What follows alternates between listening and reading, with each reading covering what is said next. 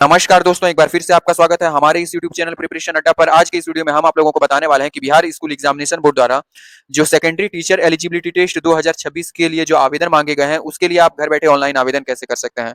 हालांकि उससे पहले हमारे सामने उसकी नोटिफिकेशन की एक पीडीएफ है, इसमें से जो जरूरी की पॉइंट्स है उसको हम लोग समझ लेते हैं। इसके बाद हम लोग इसके step by step apply process को समझेंगे। ये जो आवेदन मांगा गया है बिहार विद्यालय परीक्षा समिति यानी बिहार स्कूल एग्जामिनेशन बोर्ड द्वारा मांगी गई है। ठीक है, टीचर एलिजिबिलिटी टेस्ट यानी secondary teacher eligibility test S TET के 2026 के लिए ये आवेदन मांगे गए हैं। तो इसमें जो स्ट्रक्चर है, एग्जाम की जो स्ट्रक्चर है, यहाँ पे कहा गया कि एलिजिबिलिटी टेस्ट के जो क्वेश्चन होंगे वो मल्टीपल चॉइस होंगे। हर एक क्वेश्चन के लिए आपको 1 मार्क मिलेगा। ठीक है, और इसमें किसी भी तरीके की नेगेटिव मार्किंग नहीं होगी। ठीक है, अब यहाँ पे जो है पाठ्यक्रम यानी जो सिलेबस है वो यहाँ पे दे दिया गया है। ठीक है, यहाँ पे एडेंडम 1 यानी परिशिष्ट 1 जो है, यहाँ पे एनेक्सर 1। यहाँ पे कहा गया कि जो भी पेपर 1 देने के इच्छुक है, यानी जो भी पेपर 1 देने के इच्छुक है, जो कि माध्यमिक लेवल तक की टीचर बनना चाहते हैं, यहाँ पे सारे विषयों का नाम दे दिया गया है। इन किसी भी विषय में से ग्रेजुएट या फिर पोस्ट ग्रेजुएट यानी स्नातक या फिर परास्नातक आपके पास डिग्री होनी चाहिए 50% मार्क्स के साथ। और साथ ही national council for teacher education यानी एनसीटीई द्वारा यानी राष्ट्रीय अध्यापक शिक्षा परिषद से मान्यता प्राप्त किसी भी संस्थान से आपको बीएड होना है। या फिर अगर आप 2002 यानी 13/11/2002 से लेकर के 13/10/12/2007 के बीच जो राष्ट्रीय अध्यापक शिक्षा परिषद का मतलब जो प्रपत्र है, उसमें जो है उसके अकॉर्डिंग आपके पास 45% मार्क होना चाहिए और साथ ही आपके पास बीएड होना चाहिए, मतलब आपके पास स्नातक में 45% मार्क होनी चाहिए। या फिर राष्ट्रीय अध्यापक शिक्षा परिषद से मान्यता प्राप्त किसी भी संस्था से या किसी भी विषय या फिर सब्जेक्ट ग्रुप में बीएड या फिर बीएससी या फिर एमएड की 4 वर्षीय उपाधि होनी चाहिए, यानी इंटीग्रेटेड जो डिग्री होती है। ठीक है, 4 वर्ष की जो बीएड आई है अभी। ठीक है, उसके बाद अगर आप फिजिकल एजुकेशन के लिए भरना चाहते हैं तो उसकी भी जानकारी यहाँ पे इस पीडीएफ में दे दी गई है कि एक वैकल्पिक एक अल्टरनेट सब्जेक्ट के रूप में आपके पास मतलब फिजिकल एजुकेशन की डिग्री होनी चाहिए, स्नातक की उपाधि, और साथ ही उसके साथ 50% अंक के साथ, मतलब पूरे ओवरऑल जो है 50% मार्क्स आपके होने चाहिए। और उसमें जो एक अल्टरनेट सब्जेक्ट है फिजिकल एजुकेशन की होनी चाहिए। या फिर और भी कई सारे इसकी जो है हर एक सब्जेक्ट की जो मतलब मल्टीपल एलिजिबिलिटी है वो यहाँ पे दे दी गई है। जैसे आप संगीत विषय के लिए भरना चाहते हैं तो यहाँ पे कहा गया कि न्यूनतम 50% अंकों के साथ जो है किसी भी मान्यता प्राप्त यूनिवर्सिटी से या फिर बोर्ड से ये आपको जो है संगीत की शिक्षा जो है स्नातक की उपाधि या फिर उसके समकक्ष की कोई उसके इक्विवेलेंट कोई भी अर्हता होनी चाहिए। ठीक है, ललित कला विषय, नृत्य विषय, यहाँ पे वाणिज्य, कंप्यूटर साइंस, सभी के लिए यहाँ पे योग्यता की बात कर दी गई है। एक बार आप लोग एक सही तरीके से इसको जांच लें। ठीक है, अब यहाँ पे जो है पासिंग मार्क्स, यहाँ पे जो है पासिंग मार्क्स दे दिए गए हैं कि अगर आप जनरल या फिर अनरिजर्व कैटेगरी से फील करते हैं, ईडब्ल्यूएस कैटेगरी से फील करते हैं तो 50%, पिछड़ा वर्ग 45.5%, अत्यंत पिछड़ा वर्ग 42.5, अनुसूचित जाति जनजाति 40, दिव्यांग 40, महिला 40%। ठीक है, आप लोग एक बार अच्छे तरीके से देख लें। यहाँ पे एज रिलैक्सेशन जो है मैक्सिमम एज है वो उसकी बात यहाँ पे कर दी गई है। ठीक है, अच्छा टोटल जो आपका जो पैटर्न रहेगा मतलब क्वेश्चन पैटर्न रहेगा 100 विषय वस्तु, 100 मार्क्स के क्वेश्चन, यानी जिस भी सब्जेक्ट से आप फील करेंगे 100 मार्क्स के उसके क्वेश्चन, और शिक्षण कला और अन्य दक्षता यानी टीचिंग स्किल और जो एफिशिएंसी है उसके 50 मार्क्स के, यानी टोटल 150 मार्क्स के होंगे। ठीक है, भारत का नागरिक होना चाहिए, जो भी मतलब जो भी इस फॉर्म को फिल करेगा वो भारत का नागरिक होना चाहिए। अगर कोई पेपर 1 और पेपर 2 दोनों देना चाहता है तो दोनों दे सकते हैं। ठीक है, यहाँ पे एप्लीकेशन फी की बात कर दी गई है कि जो सामान्य वर्ग यानी अनरिजर्व कैटेगरी, ईडब्ल्यूएस और पिछड़ा वर्ग, अत्यंत पिछड़ा वर्ग, जो परीक्षा शुल्क है पेपर 1 और पेपर 2 दोनों के लिए, अगर एक पेपर आप देते हैं तो 960 रुपए और दोनों पेपर देते हैं तो 1440 रुपए। वहीं अनुसूचित जनजाति, जाति और दिव्यांग जो है उसके लिए एक पेपर के लिए 760 और दूसरे पेपर के लिए 1140, मतलब दोनों पेपर देते हैं तो आपको 1140। ठीक है, यहाँ पे नॉर्मलाइजेशन की बात कर दी गई है, तो नॉर्मलाइजेशन आप लोग एक बार अच्छे तरीके से देख लें। तो जो मेन की पॉइंट्स थी उसकी जानकारी हमने आप लोगों को दे दी है। अब अगर और भी डिटेल्ड जानकारी चाहिए तो इस नोटिफिकेशन को मैं वीडियो के डिस्क्रिप्शन में डाल दूंगा, आप वहां से एक बार डाउनलोड करके पूरे अच्छे तरीके से इसको चेकआउट कर लें या फिर रीड आउट कर लें। इसके बाद अप्लाई करने की लिंक भी मैं वीडियो के डिस्क्रिप्शन में डाल दूंगा। जैसे ही आप उस लिंक पर क्लिक करेंगे सीधे आप इस वाले वेबसाइट पर चले आएंगे।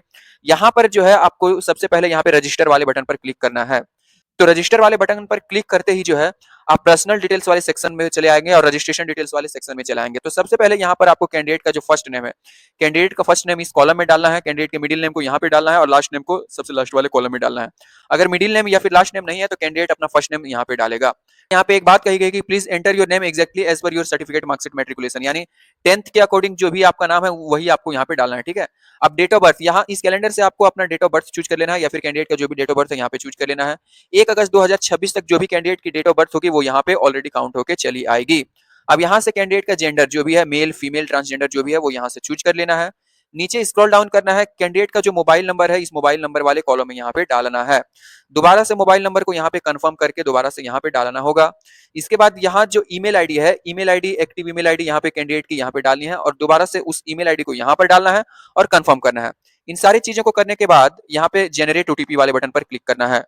तो जेनरेट ओटीपी वाले बटन पर क्लिक करने के बाद आप कैप्चा ऑथेंटिकेशन के डैशबोर्ड पर आ जाएंगे। यहाँ पर जो भी कैप्चा लिखी रहेगी, इस कैप्चा को यहाँ पे आपको टाइप करना है और फिर सबमिट वाले बटन पर क्लिक करना है। सबमिट वाले बटन पर क्लिक करने के बाद आपके ईमेल आईडी और मोबाइल नंबर पर एक ओटीपी सेंड कर दी जाती है। तो मोबाइल नंबर पर जो भी ओटीपी आपको रिसीव होती है, उस ओटीपी को यहाँ पे फिल करना है और फिर वैलिडेट ओटीपी वाले बटन पर यहाँ क्लिक करना है। इसके बाद ईमेल आईडी पर जो ओटीपी आपको रिसीव होती है, उस ओटीपी को यहाँ पे फिल करना है और फिर वैलिडेट ओटीपी वाले बटन पर क्लिक करना है। अगर आपके ईमेल पर या फिर मोबाइल पर ओटीपी नहीं रिसीव होती है, तो रिसेंड ओटीपी का भी बटन है, आप यहाँ पे रिसेंड ओटीपी पर क्लिक करके दोबारा से ओटीपी को रिसीव कर सकते हैं। तो ओटीपी को वेरीफाई कर लेने के बाद आप यहाँ पे वेरिफिकेशन वाले सेक्शन में चले आते हैं। यहाँ पे आपने जो भी वैल्यू पुट की थी, यानी जो भी इंफॉर्मेशन पुट की थी at the time of registration, वो सारी चीजें आपको यहाँ पे नजर आ जाती है। अगर सारी चीजें सही है तो उसी के बगल में आपको वेरिफिकेशन का चेकबॉक्स मिल जाता है। सारे चेकबॉक्स को एक एक करके आपको चेक कर लेना है। चेक कर लेने के बाद थोड़ा सा नीचे स्क्रॉल डाउन करना है। अब डिक्लेरेशन वाले बॉक्स को यहाँ पर आपको चेक करना है। इसके बाद यहाँ पे सबमिट वाले बटन पर क्लिक करना है। इसके बाद दोबारा से आपको यहाँ पे ओके वाले बटन पर क्लिक करना है। तो ओके वाले बटन पर जैसे ही आप क्लिक करते हैं, आपका जो एप्लीकेशन नंबर है और पासवर्ड है वो आपको यहाँ पे दिख जाता है। आपके ईमेल आईडी और मोबाइल नंबर पर भी जो आपका एप्लीकेशन और पासवर्ड है वो आपको यहाँ पे सेंड कर दिया जाता है। तो इस एप्लीकेशन और पासवर्ड को एक फोटो क्लिक करके आपको रख लेनी है फ्यूचर रेफरेंस के लिए।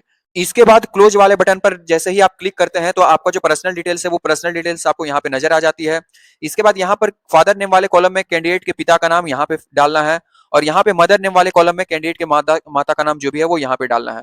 मोबाइल नंबर ईमेल आईडी हमें पहले से नजर आ जाती है। अब अगर कोई अल्टरनेट मोबाइल नंबर है कैंडिडेट का, तो उसे यहाँ पे फिल करना है। बाद थोड़ा सा नीचे स्क्रॉल डाउन करना है। स्क्रॉल डाउन करने के बाद यहाँ पे कैंडिडेट की जो भी नेशनलिटी है, नेशनलिटी हमें इंडियन चूज कर लेनी है। अब यहाँ पे पूछा जा रहा है are you domicile of Bihar state. अगर कैंडिडेट बिहार का डोमिसाइल है, यानी कैंडिडेट अगर बिहार स्टेट का डोमिसाइल है, तो यहाँ पे यस करना है।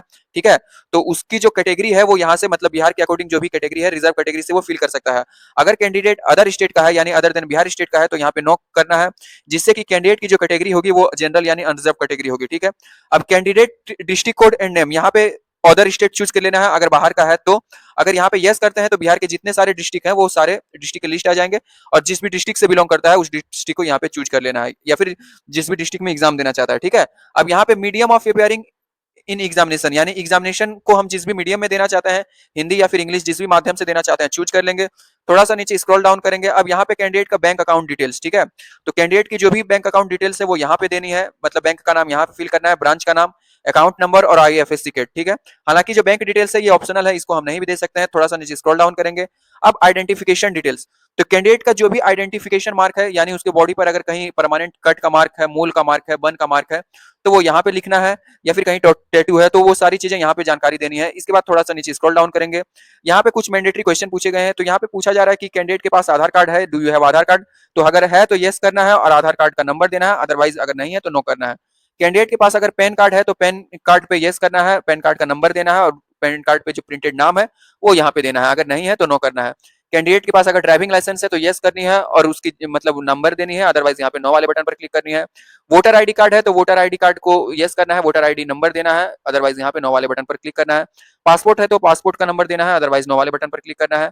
अगर valid photo attached bank passport है तो यहाँ पे यस करना है, मतलब पासबुक है तो यहाँ पे यस करना है, बैंक पासबुक का नंबर देना है, अदरवाइज नो। ठीक है, अगर इनमें से कोई डॉक्यूमेंट नहीं है तो कोई और ऑफिशियल यानी गवर्नमेंट आईडी है तो यहाँ पे यस करेंगे।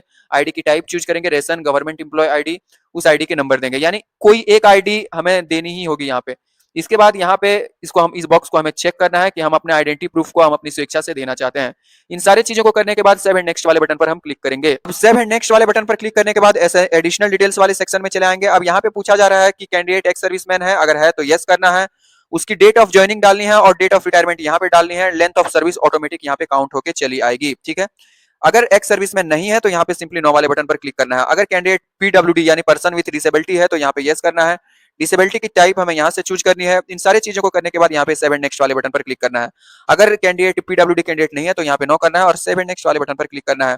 अब यहाँ पे कम्युनिकेशन डिटेल्स वाले सेक्शन में चले आएंगे। तो सबसे पहले यहाँ पे हमें कैंडिडेट का जो भी कॉरेस्पॉन्डेंस एड्रेस है, कॉरेस्पॉन्डेंस एड्रेस को हमें यहाँ से फिल करना है। जैसे एड्रेस लाइन 1, कॉरेस्पॉन्डेंस एड्रेस का मतलब जो प्रेजेंट एड्रेस है कैंडिडेट का। एड्रेस लाइन 1 यहाँ पे फिल करनी है। एड्रेस लाइन 2 यहाँ से हमें कैंडिडेट की जो कंट्री है वो यहाँ पे इंडिया ऑटोमेटिक चूज हो जाएगी। ठीक है, अब यहाँ से जो है स्टेट चूज कर लेंगे, जिस भी मतलब स्टेट में करंटली कैंडिडेट रह रहा है स्टेट चूज कर लेंगे। यहाँ पे डिस्ट्रिक्ट का नाम या फिर सिटी का नाम डाल देंगे। इसके बाद जो पिन कोड है कैंडिडेट की प्रेजेंट एड्रेस की वो हम यहाँ पे डालेंगे। इसके बाद दूसरा सवाल हमें पूछा जा रहा है कि इस correspondence address same as per permanent address, यानी कैंडिडेट का जो कॉरेस्पॉन्डेंस एड्रेस और परमानेंट एड्रेस सेम है, तो अगर सेम है तो यहाँ पे यस करेंगे, जिससे कि कैंडिडेट का जो कॉरेस्पॉन्डेंस एड्रेस है यानी जो प्रेजेंट एड्रेस है यहाँ पे ऑटो फिल होकर आ जाएगी। अगर दोनों अलग अलग हैं तो यहाँ पे नो वाले बटन पर क्लिक करना है और मैनुअली हमें यहाँ पे कैंडिडेट का परमानेंट एड्रेस फिल करना होगा। इन सारी चीजों को करने के बाद यहाँ पे सेव एंड नेक्स्ट वाले बटन पर क्लिक करना है। अब कम्युनिकेशन डिटेल्स को सेव करने के बाद यहाँ पे क्वालिफिकेशन डिटेल्स वाले सेक्शन में चले आएंगे। अब यहाँ पे पेपर चूज करना है कि हम सिर्फ पेपर 1 को देना चाहते हैं या फिर पेपर 2 को, या फिर बोथ दोनों पेपर को, पेपर 1 और 2 दोनों को। अगर दोनों को देना चाहते हैं तो 1 और 2 दोनों चूज करेंगे।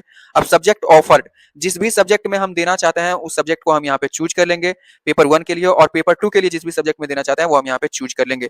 थोड़ा सा नीचे स्क्रॉल डाउन करेंगे। अच्छा, यहाँ पे एक नोट दे दिया गया है कि if paper 2 is selected post graduation is mandatory along with BEd, यानी अगर पेपर 2 भी सिलेक्ट करते हैं तो आपको पोस्ट ग्रेजुएशन की डिग्री आपके पास होनी चाहिए। आप थोड़ा सा नीचे स्क्रॉल डाउन करेंगे, यहाँ पे जो है सबसे पहले हमें मैट्रिकुलेशन की डिटेल्स देनी है। तो जिस भी बोर्ड या यूनिवर्सिटी से हमने मैट्रिक पास किया है वो हम यहाँ पे डाल देंगे। जिस भी स्कूल से हमने पास किया है स्कूल या फिर इंस्टीट्यूट का नाम यहाँ पे डालेंगे। इसके बाद यहाँ पे जो भी रोल कोड है हमारी रोल कोड यहाँ पे डालेंगे और रोल नंबर हम यहाँ पे डालेंगे। अगर आप किसी ऐसे स्टेट से बिलोंग करते हैं जहाँ पे रोल कोड नहीं होता है तो आपको सिंपली रोल नंबर डालना है, ठीक है। इसके बाद यहाँ पे जो भी मार्क्स डिस्ट्रीब्यूशन सिस्टम रही है हमारी 10th की परसेंटेज सीजीपीए ग्रेड जो भी रही है वो हम यहाँ से चूज कर लेंगे। जितनी भी परसेंटेज आई है उस परसेंटेज को हम यहाँ से डाल देंगे, ठीक है। इसके बाद यहाँ पे जितने मार्क्स हमने गेन किए हैं, मतलब टोटल जितने मार्क्स हमने गेन किए हैं 10th में वो हम यहाँ पे डालेंगे। मैक्सिमम मार्क्स हमारी एग्जाम की कितनी थी वो हम यहाँ पे डालेंगे। ईयर ऑफ पासिंग हम यहाँ से चूज कर लेंगे इस ड्रॉप डाउन लिस्ट से। अब जिस भी डिवीजन से हम पास किए हैं फर्स्ट सेकंड थर्ड हम यहाँ से चूज कर लेंगे, या फिर डिस्टिंक्शन है पास है जो भी है वो हम यहाँ से चूज कर लेंगे। ठीक उसी तरीके से हम यहाँ पे जो है इंटरमीडिएट यानी 12th की जानकारी देंगे, जिस तरीके से हमने 10th की जानकारी दी है ठीक उसी तरीके से। इसके बाद उसी तरीके से हम यहाँ पे ग्रेजुएशन की भी जानकारी देंगे जिस तरीके से हमने यहाँ पे मतलब 10th की जानकारी दी थी। अगर हम पेपर 2 के लिए भी फिल कर रहे हैं तो यहाँ पे हमें पोस्ट ग्रेजुएशन की भी जानकारी देनी होगी, ठीक है, कि हमने पोस्ट ग्रेजुएशन यहाँ पे किया हुआ है। अगर हम सिर्फ पेपर 1 के लिए फिल कर रहे हैं तो हम यहाँ पे सिर्फ ग्रेजुएशन की जानकारी देंगे। अब थोड़ा सा नीचे स्क्रॉल डाउन करेंगे, यहाँ पे हमें बीएड की जानकारी देनी होगी, तो बीएड पहले से ही ये लिखा रहेगा। अब यहाँ पे जिस भी बोर्ड या यूनिवर्सिटी से हमने बीएड पास किया है उसका नाम डालेंगे, कॉलेज का नाम यहाँ पे हम डालेंगे, रोल कोड रोल नंबर हम यहाँ पे डालेंगे। अगर आपके स्टेट में रोल कोड नहीं है तो नहीं डालना है, ठीक है। ठीक उसी तरीके से जिस तरीके से आपने 10th की जानकारी फिल की थी, 12th की जानकारी फिल की थी, उसी तरीके से आपको बीएड की भी जानकारी फिल करनी है। अब अगर आपके पास कोई और भी अदर क्वालिफिकेशन है तो उसका नाम देना है और उसकी पूरी जानकारी देनी है, हालांकि ये ऑप्शनल है। तो एजुकेशनल डिटेल्स को फिल करने के बाद अब आपको यहाँ पे सेव एंड नेक्स्ट वाले बटन पर क्लिक करना है। क्वालिफिकेशन डिटेल्स को सेव करने के बाद अब हम यहाँ पे डॉक्यूमेंट अपलोड वाले सेक्शन में चले आएंगे। यहाँ पे जो है सबसे पहले हमें कुछ डॉक्यूमेंट्स अपलोड करने होंगे, इसके बाद पेमेंट करना होगा, इसके बाद हमारा एप्लीकेशन फॉर्म कंप्लीट हो जाएगा। तो सबसे पहले कहा गया है कि recent passport size photograph JPG या फिर पीएनजी फॉर्मेट में होनी चाहिए 80 से 200 केबी के बीच। स्कैन सिग्नेचर होनी चाहिए 50 से 200 केबी के बीच, यहाँ पे हम अपलोड करेंगे। 10th क्लास की सर्टिफिकेट पीडीएफ फॉर्मेट में 100 केबी से 2 एमबी के बीच। 10th क्लास की मार्कशीट होनी चाहिए यहाँ पे 100 से 2 एमबी के बीच, 100 केबी से 2 एमबी के बीच पीडीएफ फॉर्मेट। 12th क्लास की सर्टिफिकेट, 12th क्लास की मार्कशीट, ग्रेजुएशन की सर्टिफिकेट, ग्रेजुएशन की मार्कशीट, बीएड की सर्टिफिकेट, बीएड की मार्कशीट। अब अगर हम कोई अदर क्वालिफिकेशन फिल करते हैं तो उसकी भी सर्टिफिकेट और मार्कशीट हमें यहाँ पे एक एक करके अपलोड करनी होगी, ठीक है। अपलोड करने के बाद थोड़ा सा नीचे जब हम स्क्रॉल डाउन करेंगे, यहाँ पे जो है पेमेंट मोड हमें ऑनलाइन चूज करना होगा। यहाँ पे जो भी एप्लीकेबल फी है हमें यहाँ पे नजर आ जाएगी और जो भी कैंडिडेट का नाम है वो यहाँ पे नजर आ जाएगी।